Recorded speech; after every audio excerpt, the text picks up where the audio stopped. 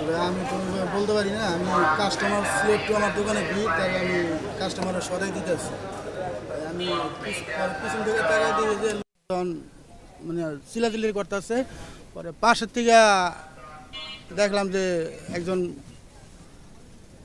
পড়ে গেছে গা, পড়ে দেওয়ার পর রাস্তায় পাবলিক দৌড়াদৌড়ি করে পরে একটা ভ্যানে করে নিয়ে গেছে।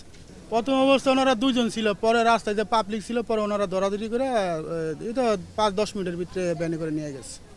গুলি বলতে ওইভাবে শব্দ মানুষ সময় পোলা মানে পটকা পোটায়, তা আমরা ভাবছিলাম যে পটকা পোটাইছে বোধ হয়, তো ওদিক থেকে আসছে তো আর আমরা খেয়াল করতে পারি না, আর আমি দোকানদারি করতেছি। পরে শুনি আর কি যে উনি গুলিবিদ্ধ হয়েছে।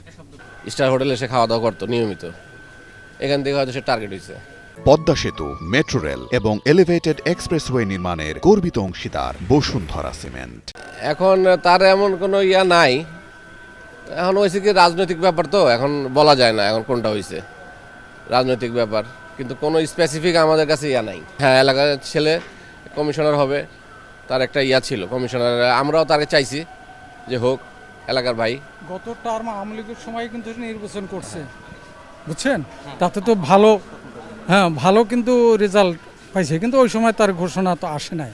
আর এমনি ছেলে হিসেবে খুবই ভালো। আমার পরশু দিন আমি স্টার সামনে যাই, তখন আমার সাথে দেখা, আমাকে দেখলে আগেই সালাম দিত, বলে ভাই কেমন আছেন, এই আমি বললাম হ্যাঁ আছি, বলো তুমি কেমন আছো, এই মানে ছেলে হিসাবে খুবই ভালো ছিল, সবাই ভালো জানতো, এলাকার তাদের বাড়ি আছে, এলাকার থেকে ছোটো থেকেই বড় হয়েছে। আমরা আজ থেকে তারে ধরো 20-17 বছর আগের থেকে আমি চিনি।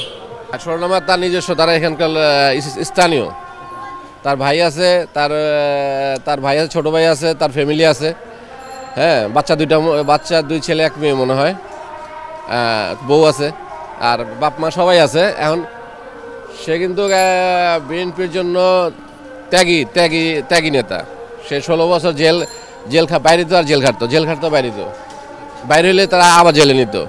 সে খুব ত্যাগী নেতা, তো ওই হিসাবে তার পপুলারিটি ভালো ছিল।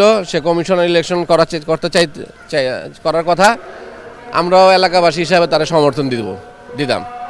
আসানুল্লাহ ইউনিভার্সিটির সামনে তো গোলাগুলি এক পর্যায়ে সে দৌড়ায় আসতে যায়, এখানে লুটে পড়ে, সামনে লুটে পড়ছে, কিন্তু তখনই সে তার শরীর ছেড়ে দিছে।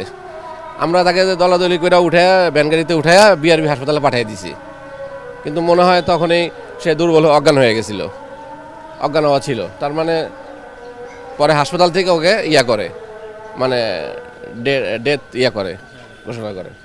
গতকাল স্বেচ্ছাসেবক দল নেতা মুসাব্বির হোসেনকে ঠিক এই গুলি করা হয়েছে স্টার কাওয়ের গলিতে। তাকে যখন গুলি করা হয়, ঠিক তিনি এদিক দিয়ে দৌড়ে এসে এই যে জায়গাটি আছে, ঠিক তিনি এই জায়গাতে মাটিতে লুটিয়ে পড়েন। পরবর্তী সময় স্থানীয় যারা ছিলেন তারা এখান থেকে তাকে একটি ভ্যানে করে রাজধানীর বিআরবি হাসপাতালে পাঠিয়ে দেন, এবং বিআরবি হাসপাতালে পাঠানোর পর তাকে মৃত ঘোষণা করে। এখানকার যে স্থানীয়রা আছে তাদের সাথে আমরা কথা বলেছি, কথা বলার পর তারা জানিয়েছেন যে মুসাব্বির হোসেন এই এলাকা থেকে কাউন্সিলর নির্বাচন করবেন এবং তিনি এলাকার জনপ্রিয় মুখ ছিলেন। এখানে একজন বাসিন্দা আছে, তার সাথে আমরা কথা বলার চেষ্টা করব যে আসলে মুসাব্বির কেমন ছিলেন আর কি, উনি কেমন ছিলেন। খুব ভালো ছিল সে। আজকে 22 বছর আমি এলাকায়, সে কারোর লগে কোনো অন্যায় করে না, কারোর লগে কোনো ব্যবহার খারাপ করে না। সে দেখলে সালাম আলি দেয়, আমাকে দেখলে কাকা কেমন আছেন। আর কালকেও 7টা 10-এ সে আমার এই জায়গা দিয়ে আসতে লইছে, বসুন্ধরা পিছন দিয়ে আইসা পরে সে বলছে কাকা কেমন আছেন, কাকা ভালো আছি, তো কাকা একটু আসি।